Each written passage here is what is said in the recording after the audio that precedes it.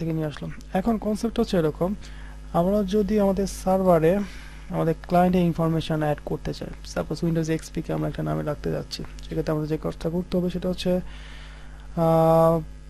Modify করতে হবে forward এবং রিভার্জনকে। যেমন আমরা চাচ্ছি উইন্ডোজ এক্সপি যে আছে তার একটা ইনফরমেশন এখানে অ্যাড করতে।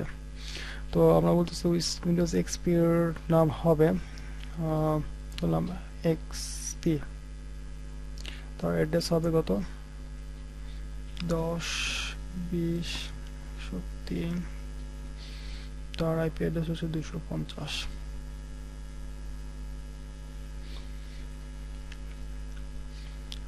এক্সপি। এবং আমরা যদি সি নেম যেটাকে বলে ক্যানোনিক্যাল নেম, যেমন আমরা ns1 কে একটা নাম দিতে পারি, কি নাম সি নেম, আমরা তাকে ডাকবো হচ্ছে ns1 কে ডাকবো হচ্ছে আমরা ww নামে, এবং তার মূল নাম হচ্ছে ns1.network.com।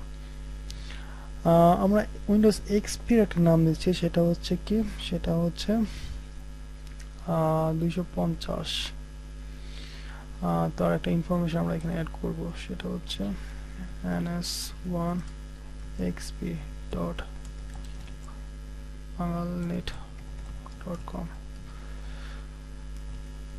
সেভ করে বের হয়ে আসবো।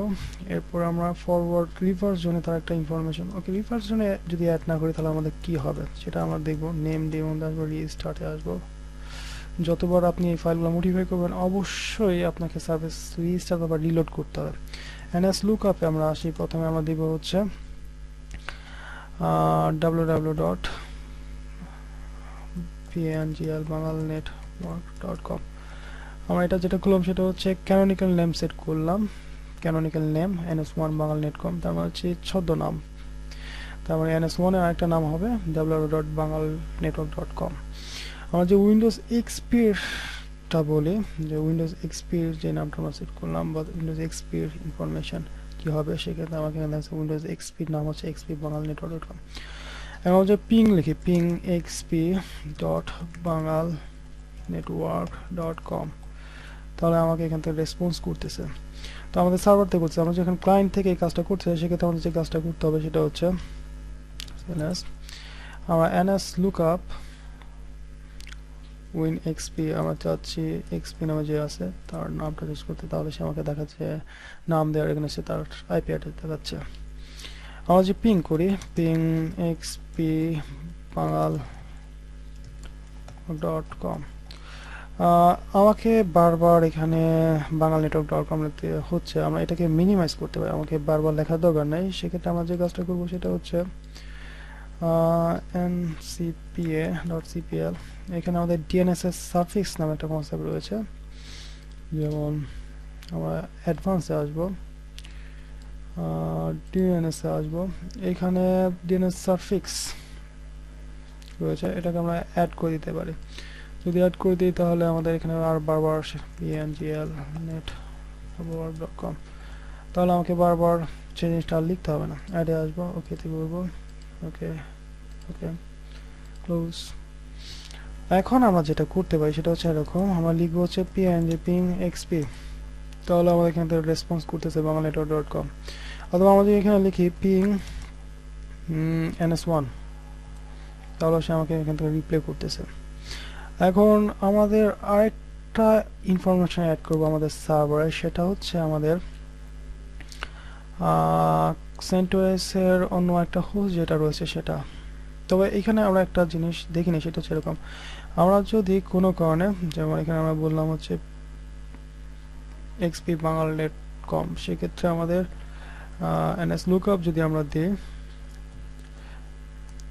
ns lookup, তাহলে সে আমাকে দেখাচ্ছে। কিন্তু আমরা যদি এখন আইপি অ্যাড্রেস দিয়ে ট্রাই করি এবং 10.20.103.250, সেক্ষেত্রে আমাকে এখানে একটা এরর দিচ্ছে নন এক্সিস্টিং ডোমেন। তার মূল কারণ হচ্ছে আমরা রিভার্স জোনে এই মেশিনের কোনো অ্যাড্রেস অ্যাড করি নাই, সেটা আমরা এখানে করব। সেটা হচ্ছে রিভার্স জোনে আসবো আর সেট, এখানে আমরা তার আইপি অ্যাড্রেস অ্যাড করব, লাস্টের অক্টেট অ্যাড করব।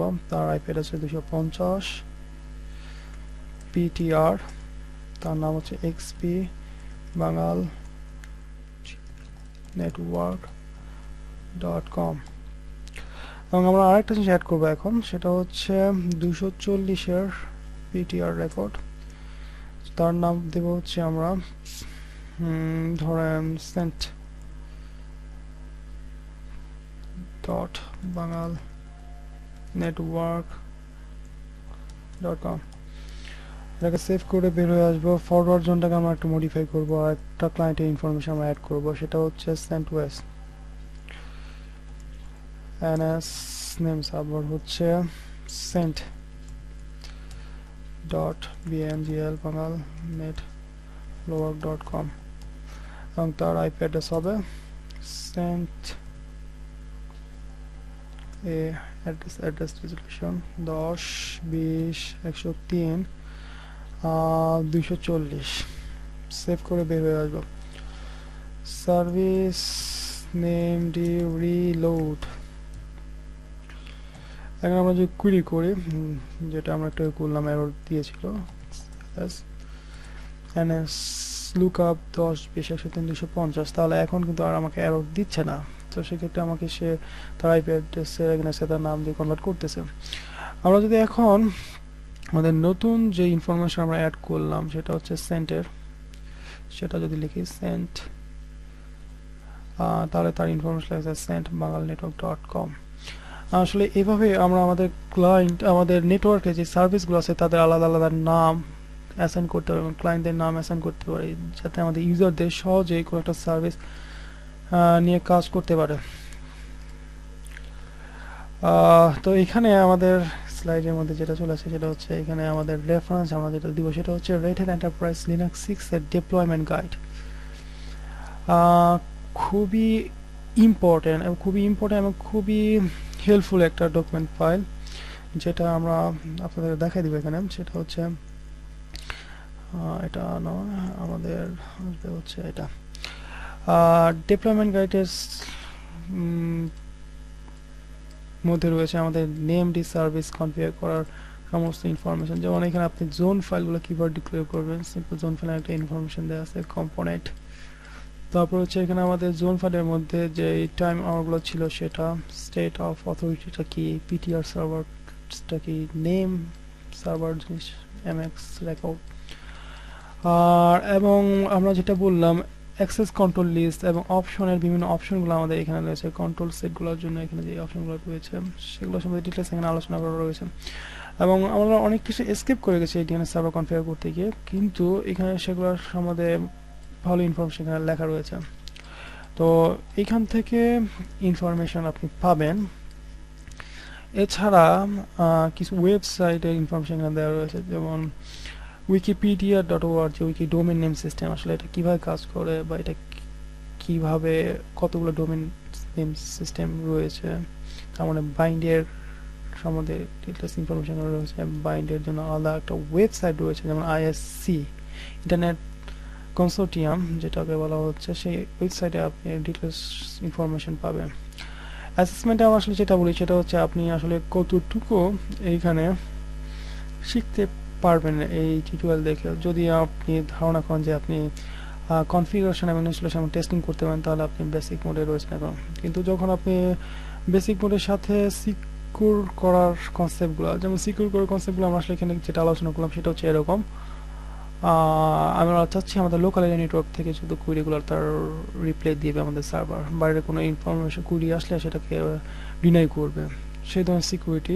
তারপর হচ্ছে ট্রাবল শুটিং, আমাদের যে সমস্যাগুলো হয়েছিল সেগুলো যদি আমরা সমাধান করতে পারি, সেটা আমরা এখানে, তাহলে আমরা বলবো মডারেট স্টেজে আপনি রয়েছেন। এবং স্ট্যান্ডার্ড আপনি তখনই আসবেন যখন আপনি আপনার নেটওয়ার্কের জন্য সিকিউর একটা নেটওয়ার্ক ডেভেলপ করবেন। যদি এই টিউটোরিয়াল দিয়ে আপনি আপনার নেটওয়ার্ক ডিএনএস সার্ভারকে সিকিউর করতে পারতেছেন না, আমরা সিকিউর করার জন্য অপশন বা ডিসকাশন এখানে আমরা করিনি, সেটার জন্য আমরা আলাদা একটা টিউটোরিয়াল করব।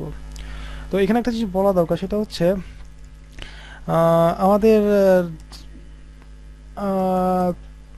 ডিএনএস সার্ভার যখন ছিল না তখন আসলে আমরা কিভাবে বা নেটওয়ার্কে কিভাবে নামগুলো নিয়ে কাজ করতো। এখানে আপনাদের যে জিনিসটা বলা দরকার সেটা হচ্ছে এরকম যে সিস্টেম 32 নামে একটা ফোল্ডার রয়েছে আমাদের উইন্ডোজের মধ্যে। এখানে ড্রাইভার নামে একটা ফোল্ডার রয়েছে, এর মধ্যে ইটিসি আর একটা ফোল্ডার, এখানে হোস্ট নামে একটা ফাইল রয়েছে। তো এই হোস্টের আগে ইউজ করে এই ফাইলটা ইউজ করা হতো কেন, যেমন হোস্টের মধ্যে আমরা আসি, এখানে এই ফাইলটার উদ্দেশ্য করা মূল ছিল যেটা, সেটা হচ্ছে যখন ডিএনএস ছিল না তখন এখানে তারা আইপির এগেনস্টে একটা নাম অ্যাসাইন করতাম। যেমন আমরা যদি এখানে বলি 10.20.103.250 আমাদের নিজের আইপি অ্যাড্রেস, তার নাম হবে এখানে আমরা দিচ্ছি এক্সপি। আমরা যদি বলা হয় এখন এটাকে উইন্ডোজ, তাহলে এখন আমরা এটাকে যখন সেভ করব, এখন যদি আমরা সিএমডিতে আসি, পিং করি উইন্ডোজ, পিং উইন্ডোজ